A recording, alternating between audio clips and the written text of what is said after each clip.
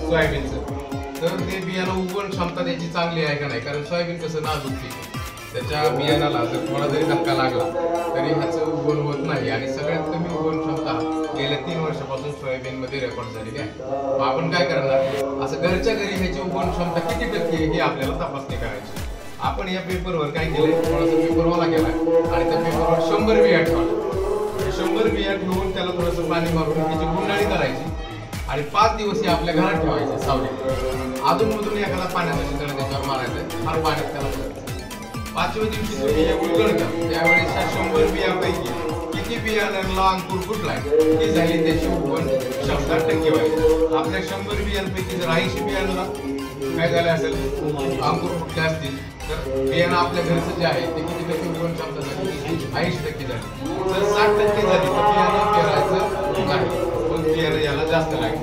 म्हणून 70% जास्त जर उगवण क्षमता असेल तरच आपण काय करायचं, हे बियाणं पेरायचं. आणि ते जर आपल्या घरात, गावात, शेजारच्या गावात जर 80% जास्त उगवण क्षमता असलेलं बियाणं निघलं तर ते बियाणं करायची. बियाण्याला बियाणं बरोबर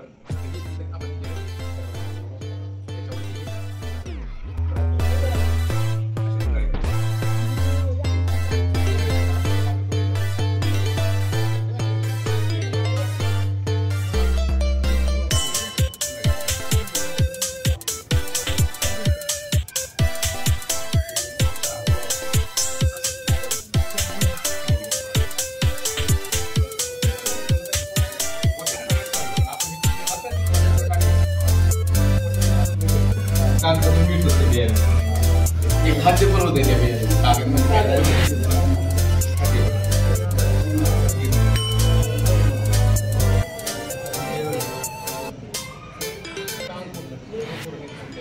सावलीत ठेवायचे, त्याच्यावर अजून पाणी शिंपडत राहा, जास्त चिखल करू नकायचं आणि 5 दिवसांनी हे उघडून बघायचं. आता 5 दिवसांनी मी गणेश आणि राहुल यांच्या घरी जाऊन याची किती उगवण क्षमता झाली ते काढणार आणि ग्रुपवर टाकणार टक्केवारी कशी आहे.